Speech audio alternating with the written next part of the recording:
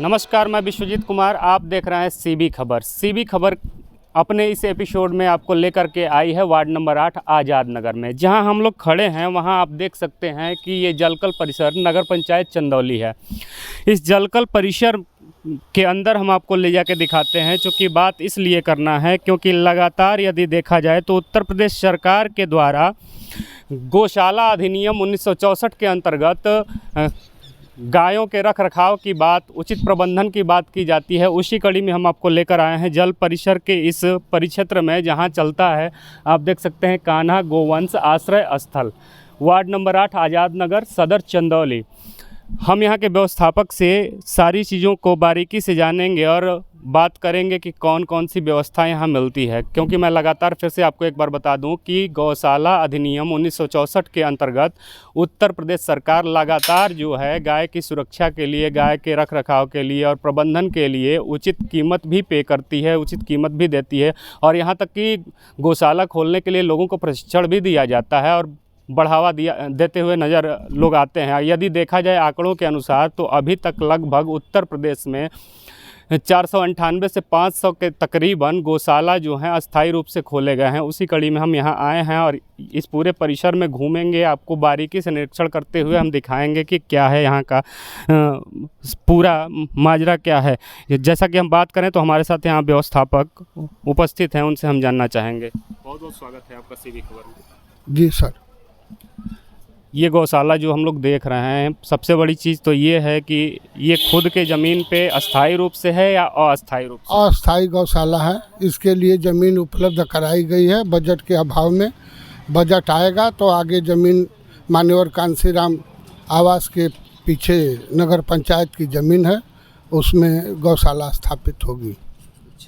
और भी कुछ चीज़ों पे हम चर्चा करेंगे। उससे पहले आपको इधर दिखा दें कि इधर जो पशु यहाँ रखे गए हैं, जो गायें रखी गई हैं, उनके लिए आप देख सकते हैं कि पीछे चारा है। ये भूसा जो है, भूसा रखा गया है उनको खिलाने के लिए।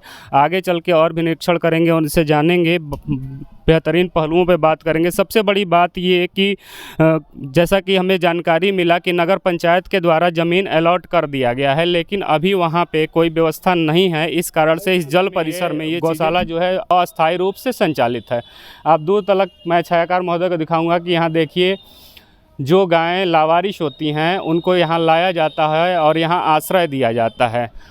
सबसे बड़ी चीज़ रख रखाव की बात होगी, क्योंकि यहाँ पे लावारिस पशु को ही लाया जाता है, जैसे कि जानकारी है। तो लावारिस पशुओं के रख रखाव के लिए सरकार से कितनी मदद मिलती है? 30 रुपया प्रति हेड मिलता है और 30 रुपया में हमको खिलाना पिलाना पड़ता है। बाकी उसमें जो है नगर पंचायत मानदेय 10 श्रमिक हैं, 3 रात में हैं, 7 सुबह में रहते हैं और हमको लेके 10 श्रमिक यहाँ कार्य कर रहे हैं। हम लोग जो है नियमित वेतन पे हैं। अच्छा, आप लोगों को नगर पंचायत जो है भुगतान करती है यहाँ पे 10 श्रमिकों का निरंतर। यदि साफ़ सफाई की बात की जाए, व्यवस्थाओं की बात की जाए, तो यहाँ देख सकते हैं पीछे दूर तक मैं दिखा दूँ कि जो श्रमिक काम करते हुए नज़र आ रहे हैं, उधर पीछे के हिस्से पे देखेंगे तो गोबर रखा गया है, जिसको उठाते हुए एक श्रमिक दिख रहा है। यहाँ जानकारी अभी मिली कि इसका भुगतान नगर पंचायत करती है। जो 30 रुपये की आप बात कर रहे हैं वो सरकार का मानदेय है? सरकार देती है 30 रुपया प्रति जौन है पशु, 30 रुपया का भुगतान होता है। वर्तमान में यहाँ कितने पशु होंगे अभी? 140 पशु हैं। 140 जी।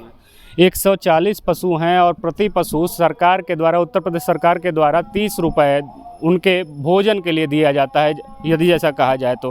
हाँ, जैसा कि हमने एक तरफ देखा कि वहाँ पे सूखा चारा रखा हुआ था, भूसा इत्यादि। इधर आपको दिखाएं कि कौन कौन सी व्यवस्थाएं हैं यदि, तो आप देख सकते हैं कि इधर हरा चारा भी रखा गया है। हरा चारे के साथ साथ और कौन कौन सी सुविधाएं हैं हम आपको अंदर लेकर चल के दिखाते हैं। ये देखिए, हरा चारा रखा गया है।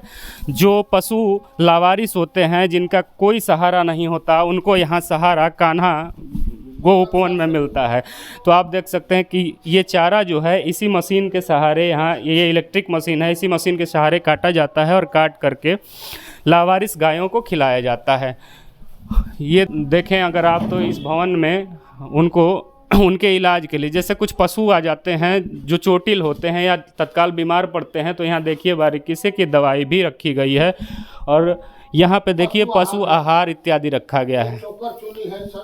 तो सबसे बड़ी चीज़ मैं ये आपसे जानना चाहूँगा, एक ये जो पशु आहार या आपने हरा चारा दिखाया, भूसा दिखाया, क्या 30 रुपए में 30 रुपये में हो पाता है? 30 रुपया मिलता है, 30 रुपया में करना पड़ता है। अगर नहीं होता है तो कहीं से दान वान कुछ मिलता है। बहुत से ऐसे दानधारी हैं, डॉक्टर्स हैं, जिम्मेदार हैं, उनसे हम कह के हर महीने कुछ न कुछ दान ले लेते हैं, इसी से भरण पोषण। कुछ जो है सीजन में किसान हैं वो लोग भूसा वगैरह उपलब्ध करा देते हैं, उस वजह से संभव ये हो। तो रही चारा की बात। यहाँ कुछ दवाइयाँ दिख रही हैं, जो पशु चोटिल होते होंगे उनको या जो पशु बीमार पड़ते होंगे उनके लिए दवाइयाँ हैं। तो इसके लिए कोई विशेष पशु चिकित्सक रखा गया है? चिकित्सक सरकार द्वारा पशु चिकित्सक हैं, CBO साहब हैं, मुख्य पशु चिकित्सा अधिकारी। सुबह सबसे पहले सुबह वो आते हैं, जानवरों का ट्रीटमेंट करते हैं। अगर वो नहीं उपलब्ध हो पाते हैं तो हमको ऐसा प्रशिक्षण दे दिया गया है कि हम अपने से घाव का मरहम पट्टी हमारे आदमी हम लोग कर लेते हैं, लेकिन आते हैं सुबह वो ज़रूर। इन दवाइयों का भुगतान क्या उसी 30 रुपए में होता है या उसके अलावा? जी उसके अलावा। हाँ, 30 रुपए आप बता रहे हैं वो केवल चारा के लिए है। आप जैसा कि देख रहे होंगे कि सरकार के द्वारा 30 रुपए मात्र दिए जाते हैं दोनों समय, एक दिन में दोनों समय पशुओं को चारा खिलाने के लिए। अब चाहे उसमें आप हरा चारा खिलाइए या सूखा हुआ भूसा खिलाइए या उसके साथ पशु आहार खिला दीजिए, वो आपके ऊपर है, यहाँ के प्रबंधन के ऊपर है। बशर्ते यहाँ के प्रबंधन की यदि बात की जाए तो काफ़ी लाजवाब व्यवस्थाएं देखने को मिल रही हैं। सारा यदि सूखा भूसा की बात की जाए वो भी देखने को हमें मिला, यहाँ पे हरा चारा भी और अंदर पशु आहार भी देखने को मिले। साथ ही साथ लावारिस पशुओं के इलाज के लिए, जो चोटिल होते हैं या बीमार होते हैं तो उनके इलाज के लिए भी वहाँ दवाइयाँ उपलब्ध थीं। और जैसा कि बताया गया कि पशु चिकित्सक भी आते हैं, डॉक्टर भी आते हैं। हालांकि देखा जाए तो इस कड़ी में व्यवस्थापक से बात करने पे जानकारी मिली कि यहाँ जो श्रमिक रखे गए हैं उनका भुगतान जो है नगर पंचायत करता है, लेकिन भुगतान कितना समय पे होता है, क्या भुगतान उचित है या अनुचित है, हम यहाँ के श्रमिक से ही जानेंगे। क्या नाम है आपका? सर मेरा नाम अखिलेश कुमार गुप्ता है। आपका क्या कार्य है यहाँ पे? हम लोग यहीं पर करते हैं, दैनिक इन लोगों का सेवा सत्कार करते हैं, चोकर चुनी हर सब चलाते हैं। अच्छा, नगर पंचायत के द्वारा जैसा कि बताया गया कि आपको वेतन दिया जाता है, कुछ भुगतान किया जाता है, कितना भुगतान किया जाता है? भुगतान हम लोग को मिलता है 8,388 रुपये। कितना काम कितना कराया जाता है? 12 घंटा ड्यूटी होता है। अच्छा, 12 घंटे के ड्यूटी पे 8,000। क्या ये मानदेय उचित है या अनुचित है? नहीं, उचित तो नहीं है।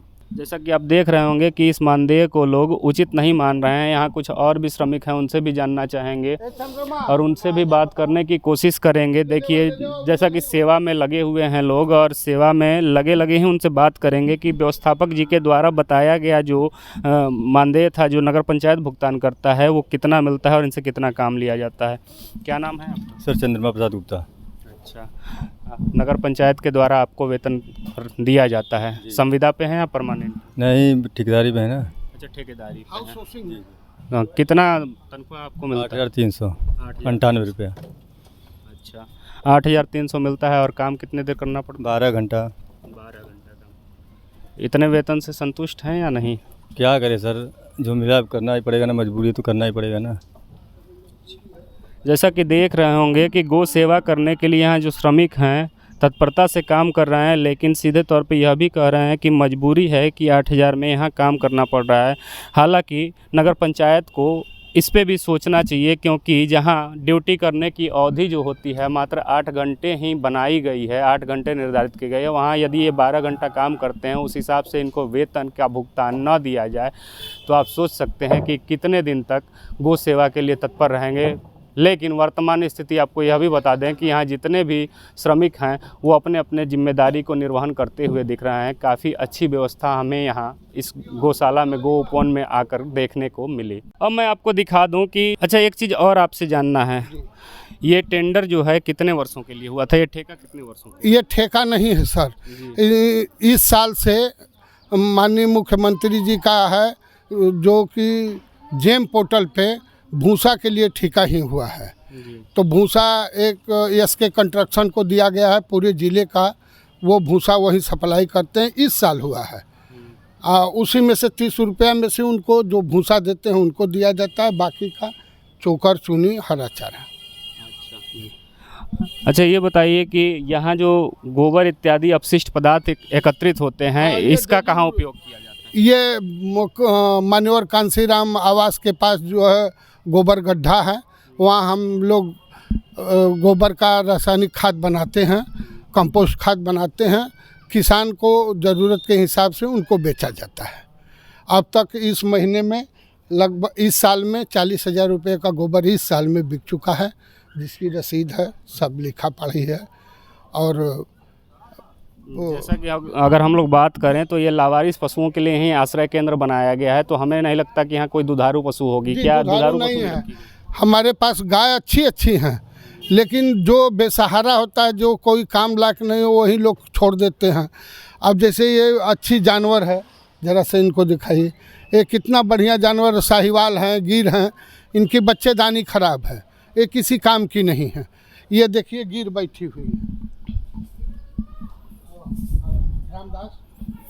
देख सकते हैं कि यहाँ पे गिर का नस्ल दिखाया जा रहा है, जो लावारिस रूप में छोड़ी गई थी। आप सीधे तौर पे यहाँ देख सकते हैं कैमरे की नज़र से।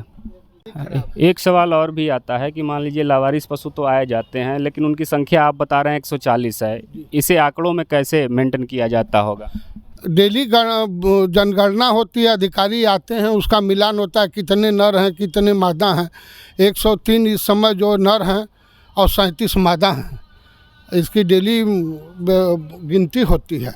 अगर पशु मर जाते हैं, उनका कागज़ बनता है और पंचनामा बनता है, उसके बाद तब निस्तारण होता है। जी। जैसा कि हम लोग देख रहे हैं कि सभी पशुओं के कान पे एक पीले कलर का ये जो है स्टिकर नुमा लगाया गया है। ये किस लिए है, ये भी हम जानेंगे इनसे और पूछेंगे कि ये आखिर किस लिए, क्या ये भी जनगणना का ही एक हिस्सा है क्या? मैं जैसा कि देख पा रहा हूँ, ये गायों के कान के ऊपर जो छल्ले लगे हैं, हाँ, ये छल्ले जनगणना लगे, है। ये जनगणना का जी, हिस्सा। जनगणना का ही हिस्सा। ये टैग लगे हैं ताकि कितने पशु हैं उनको मिलाया जाए, कब इनका वो होता है। यहाँ से पशु जो है, जो जिलाने खिलाने के लिए लोग अच्छे पशु हैं, गाय भी आती हैं, तो जो अच्छी नस्ल की होती हैं, जो दुधारू होती हैं, वो डीएम साहब के आदेश से पशुपालन में दिया जाता है। किसान अपना ले जाते हैं। 17 पशु अब तक जा चुके हैं इस साल में, मतलब 1 महीना पहले से 17 पशु यहाँ से लोग ले गए हैं जिलाने खिलाने। उनको भी 30 रुपया ही मिलता है। और किसान का नाम आप जानना चाहते हैं तो वो भी अंकित है।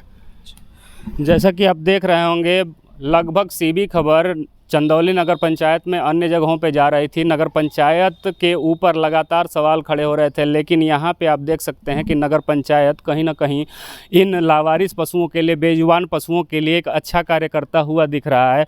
बहरहाल केवल दिक्कत इतनी है कि यह अस्थायी रूप से है। अस्थायी रूप से इसलिए है क्योंकि इसके लिए भी ज़मीन जो है निर्धारित तो कर दी गई है, लेकिन उस पर कोई निर्माण कार्य नहीं किया गया है। जैसा कि हमें जानकारी मिली कि मात्र 30 रुपये ही भुगतान चारा के लिए दिया जाता है। तो आप सोच सकते हैं कि एक पशु पे यदि 30 रुपये खर्च किए जाते हैं, तो उनको सूखा चारे के रूप में भूसा और हरे चारे के रूप में घास और उसके अन्यत्र जो है पशुहार इत्यादि भी खिलाने हैं, वो भुगतान होता है कि नहीं। मैंने पहले ही स्पष्ट किया था कि यहाँ चूँकि सारी व्यवस्थाएं दिख रही हैं, लेकिन व्यवस्थापक का यह भी कहना रहा कि उस 30 रुपये में सारा व्यवस्था जो होता है पूर्ण रूप से संचालित नहीं हो पाता है।